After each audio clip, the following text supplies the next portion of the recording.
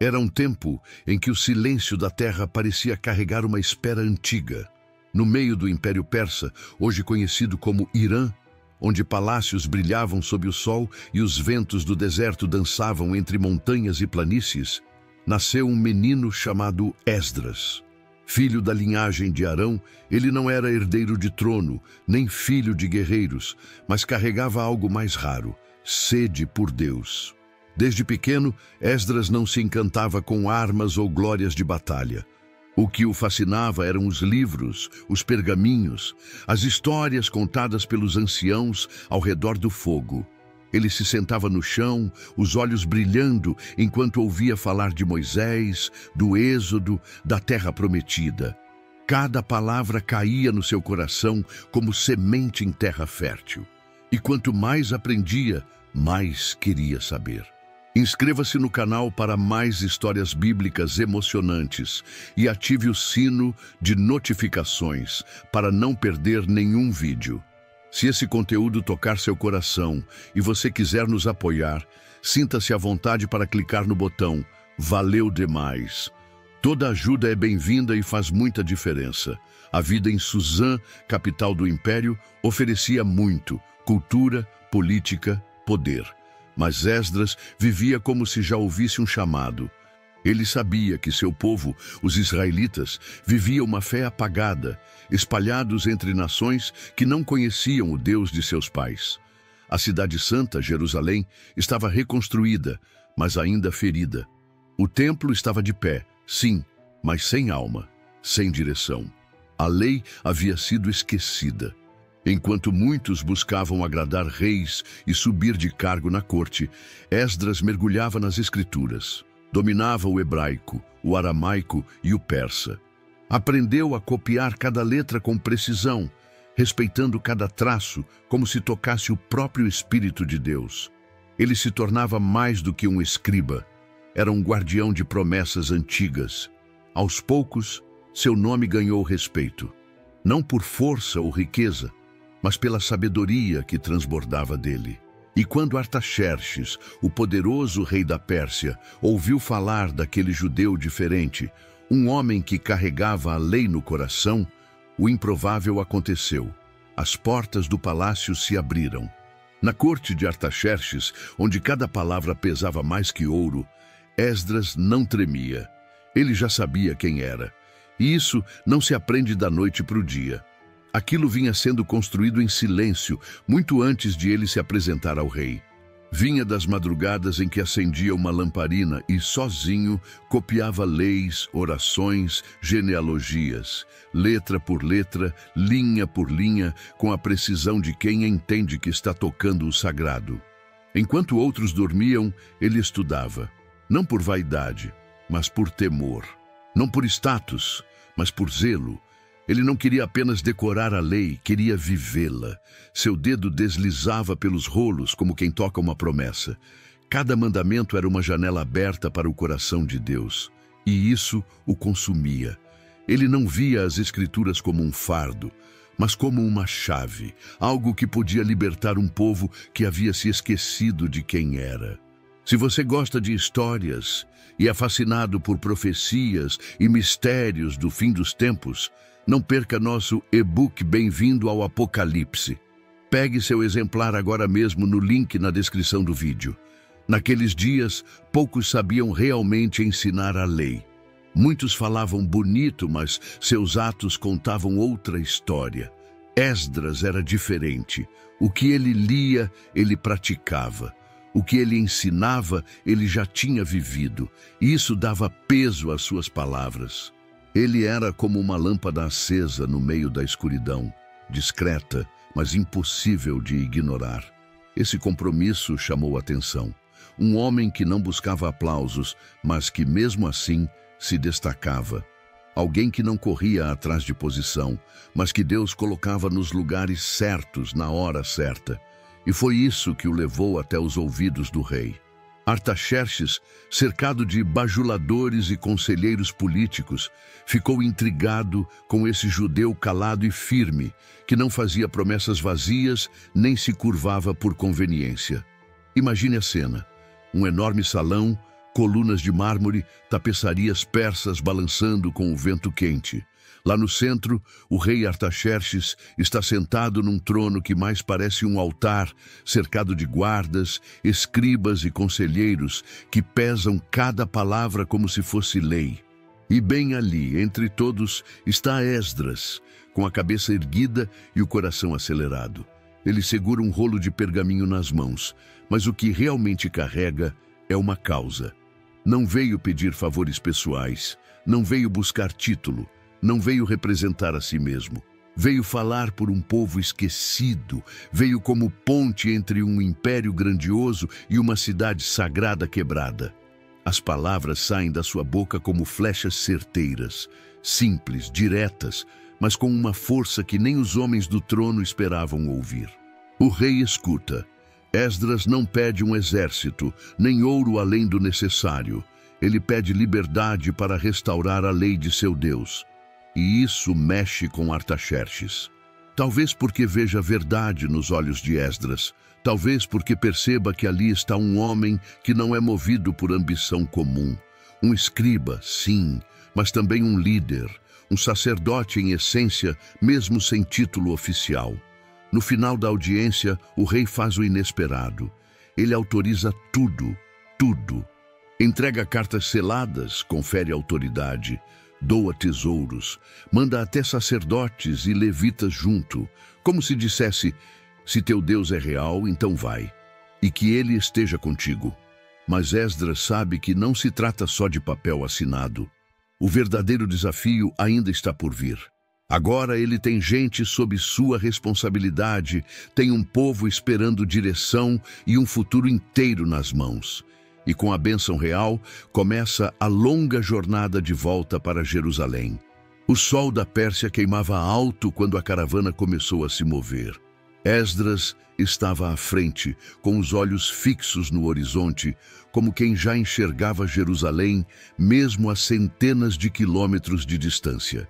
Atrás dele, um grupo diverso seguia. Sacerdotes, levitas, cantores, servos do templo, famílias inteiras. Todos tinham deixado para trás a segurança da capital do império, apostando tudo numa promessa. Era uma jornada longa e cheia de perigos. Não havia escolta militar. Esdras recusou. Preferiu confiar na mão de Deus do que nos soldados do rei. Uma escolha ousada. Havia bandidos nas estradas, desertos traiçoeiros, cidades hostis pelo caminho. Mas Esdras não titubeou. Antes de partir, jejuou, pediu direção e, no silêncio do jejum, firmou um pacto. Não seria uma viagem qualquer, seria um retorno com propósito. A cada passo, o pó subia como fumaça e o cansaço se acumulava nos ombros do grupo. À noite, ao redor das fogueiras, os mais velhos contavam histórias da antiga Jerusalém, e os mais novos perguntavam se a cidade ainda era bonita como diziam. Esdras ouvia tudo, atento. Sabia que não levava apenas pessoas, levava corações esperançosos, carregando sonhos pendurados como bagagens invisíveis. Os dias viraram semanas. O calor queimava, a comida escasseava e os ânimos oscilavam. Mas havia algo diferente naquele grupo, um sentimento difícil de explicar. Como se cada pedra no caminho lembrasse o motivo da viagem. Como se, mesmo nas dificuldades, o povo sentisse que estavam sendo guiados por algo maior do que eles próprios. E então, num fim de tarde, quando o céu começava a se pintar de laranja e roxo, alguém gritou lá da frente: Jerusalém! O som correu como um raio pela caravana. Esdras parou. O vento soprou forte, levantando areia. Mas antes que ele pudesse tocar os portões da cidade, uma nova tensão surgia. Algo mais sutil, mais profundo. Como seria recebido por aqueles que já estavam ali? O portão de Jerusalém se abriu com um rangido pesado, como se carregasse nos eixos os séculos de espera. Esdras entrou com os pés cobertos de poeira e o coração cheio de lembranças das histórias que ouviu desde criança. Mas a cidade que encontrou não era bem aquela dos contos. Sim, o templo estava de pé e havia gente vivendo ali. Mas havia também rachaduras, não só nas paredes, nos costumes, na fé, na identidade. Ele caminhava pelas ruas de pedra olhando tudo com atenção. As casas, os rostos, os olhares. Percebia nos olhos dos moradores um brilho misturado com desconfiança. Quem era esse homem vindo da Pérsia, com rolos de pergaminho e autoridade nas mãos? Quem lhe deu voz para mexer nas raízes da cidade? A verdade é que muita coisa tinha mudado. O povo se adaptou. Começaram a conviver com outros povos, outras crenças, outros jeitos. A lei de Deus ainda era respeitada, mas em pedaços. Um sábado aqui, um costume ali, mas sem direção. Era como se Jerusalém tivesse voltado a respirar, mas sem alma nos pulmões. Esdras não disse nada nos primeiros dias. Observava, ouvia, conversava pouco, mas anotava muito no coração. Ele sabia que não podia simplesmente chegar e impor a lei. Precisava entender onde estavam as feridas. E aos poucos, elas começaram a aparecer. Um líder local veio até ele quase em segredo e falou com voz baixa: "Tem coisa errada aqui." Contou sobre os casamentos mistos, os acordos injustos, as alianças com povos que traziam deuses estranhos. Contou que a lei estava esquecida nos detalhes e no dia a dia. Esdras escutou tudo sem interromper. Quando o homem terminou, ele só olhou para o céu por um segundo, como quem busca a resposta lá em cima. Naquela noite, ele reuniu os anciãos, acendeu tochas no pátio e pediu que todos viessem. Ia começar uma conversa difícil, mas necessária. A praça do templo ficou em silêncio quando Esdras abriu os pergaminhos. O som do papiro se desenrolando parecia alto demais naquela noite tensa. Os anciãos estavam ali, sentados em semicírculo, alguns desconfiados, outros curiosos. Havia até quem evitasse encarar Esdras diretamente, como se bastasse um olhar para revelar o que cada um carregava por dentro. Esdras começou a ler, com voz firme. Não gritou, não acusou, apenas leu.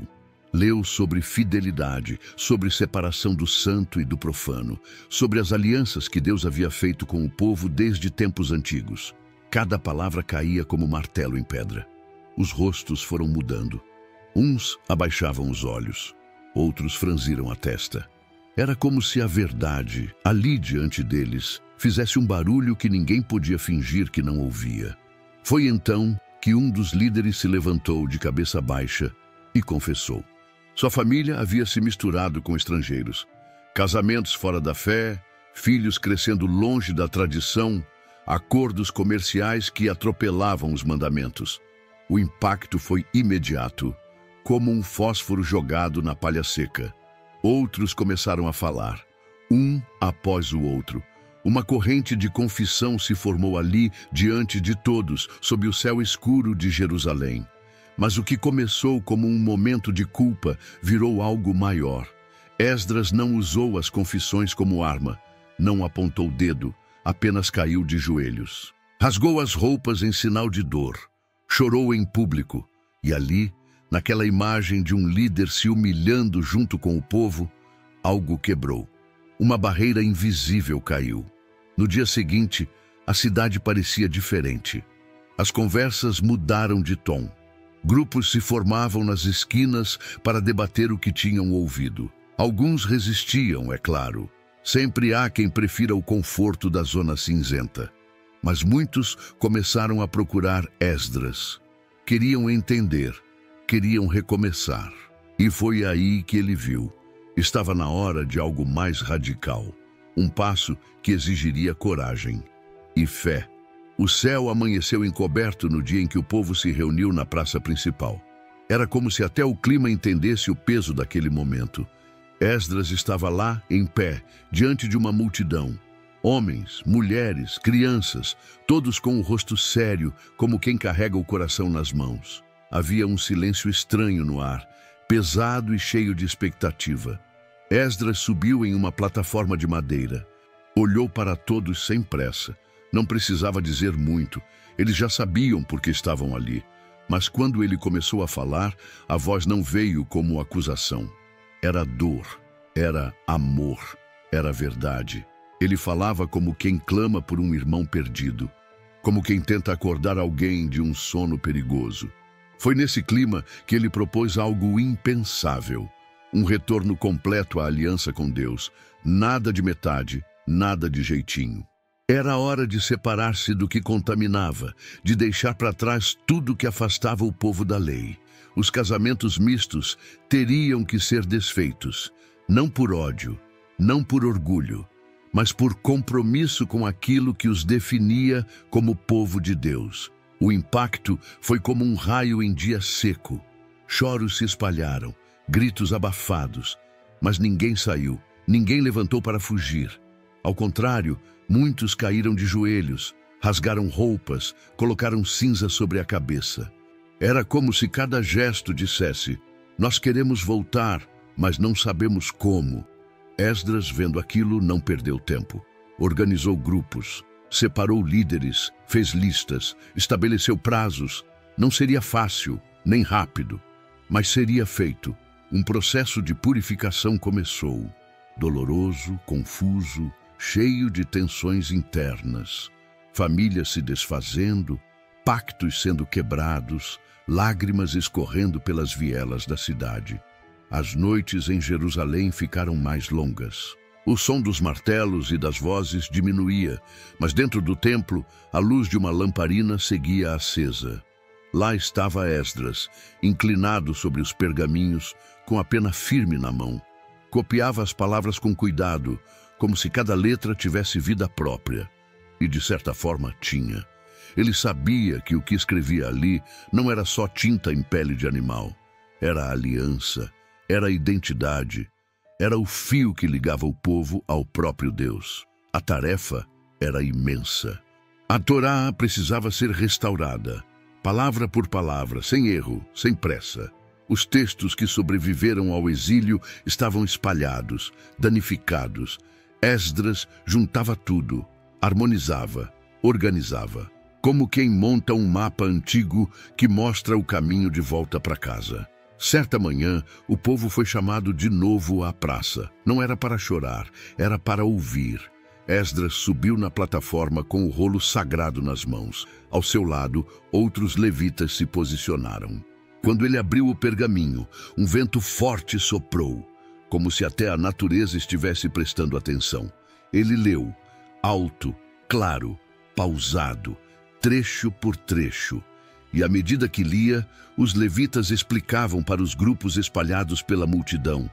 Não era só uma leitura, era um ensino. Era como alimentar um povo que estava com fome há anos. A cada mandamento, olhos se enchiam. A cada promessa, sorrisos tímidos brotavam. Era como se a cidade respirasse de novo.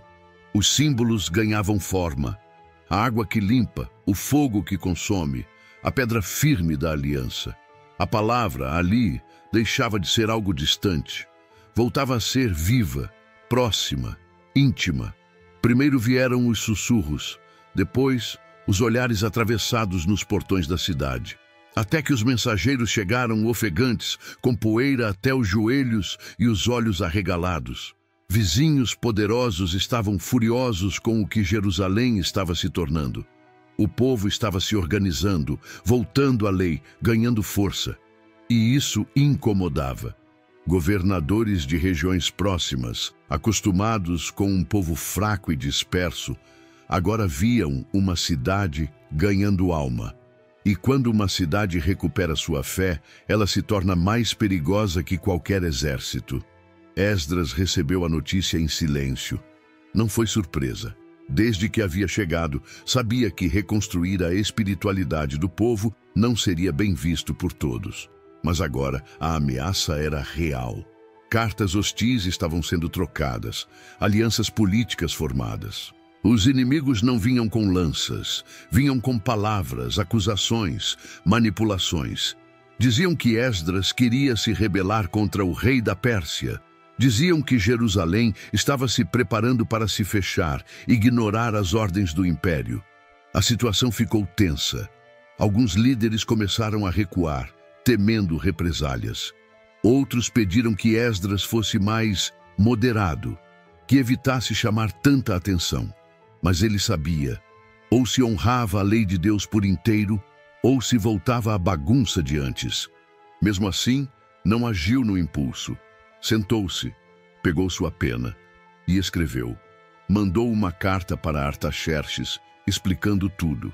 Com respeito, mas com clareza. Lembrou ao rei que sua missão havia sido autorizada pelo próprio trono. E mais, que Jerusalém não era ameaça, mas exemplo. Os dias em Jerusalém seguiam como passos de um velho andando no escuro, lentos, firmes, cheios de cuidado. A resposta do rei ainda não tinha chegado, mas Esdras não parou. Era como se ele soubesse que o tempo estava apertando. Não o tempo do relógio, o outro. O que pesa nos ombros de quem já deu tudo o que podia e começa a perceber que seu papel está chegando ao fim. Ele passou a dedicar mais horas ao ensino. Reunia os jovens, os filhos dos sacerdotes, os novos levitas. Mostrava como desenrolar um rolo sagrado, como ler com reverência, como interpretar com justiça. Não ensinava só com palavras, mas com presença. Esdras era o tipo de homem que carregava a fé nos gestos. Até o silêncio dele parecia sagrado. Reunia o povo nas praças para ouvir a lei outra vez. Relembrava as histórias dos patriarcas, explicava o valor do arrependimento. Mostrava que fidelidade não era só um sentimento bonito, era um compromisso vivo. E a cidade, aos poucos, ia mudando de dentro para fora. As crianças cresciam ouvindo sobre Moisés. As famílias faziam orações juntas. As festas sagradas voltavam a ser celebradas com alegria. O que antes era cinza, agora começava a brilhar com cores antigas. Algumas noites, Esdras subia sozinho até os arredores do templo. Sentava-se em uma pedra e olhava para a cidade em silêncio. Às vezes sussurrava uma oração. Às vezes ficava só olhando o céu. Tinha algo ali, no fundo dos olhos dele, que dizia: missão cumprida ainda não, mas quase. Ele sabia que tudo que estava sendo reconstruído precisava de continuidade. Alguém teria que seguir o que ele começou. O povo teria que guardar aquilo com unhas e dentes, porque os desafios não acabariam, as tentações voltariam, e a chama que ele acendeu também poderia apagar. E foi assim, sem alarde, sem glória humana, que Esdras foi desaparecendo das páginas da história. Ninguém sabe exatamente como terminou seus dias. Não há um registro claro de sua morte, nem estátua em sua homenagem. Mas talvez isso diga mais sobre ele do que qualquer biografia. Porque Esdras nunca quis aplausos. O que ele queria mesmo era que o povo lembrasse da lei, não do seu nome.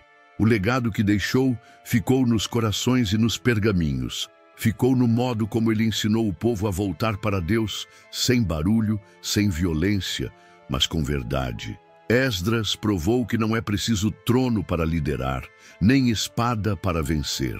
Às vezes, tudo o que se precisa é de coragem para permanecer firme quando todo mundo já desistiu. Ele nos ensina que restauração começa dentro, que antes de consertar a cidade é preciso consertar o coração, que a fé não pode ser construída em cima de aparência, mas de obediência. Esdras mostrou o valor de um homem que não se vendeu mesmo quando teve poder nas mãos, que não se calou mesmo quando falar significava perder aliados, e que acreditou mesmo quando tudo parecia tarde demais. A história de Esdras também nos lembra que Deus levanta pessoas comuns para missões extraordinárias. Ele não era rei, não era guerreiro, não era profeta. Era um escriba, um homem de letras, mas com o coração afinado com o céu. E por causa disso, se tornou instrumento de transformação.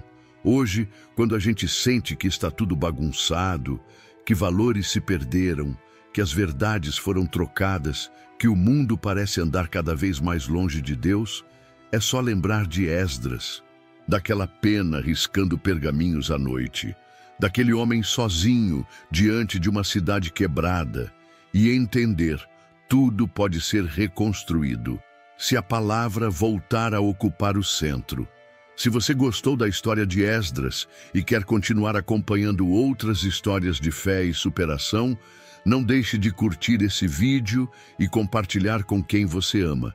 E claro, inscreva-se no canal para não perder nenhum conteúdo novo. Juntos, vamos explorar mais lições poderosas da Bíblia.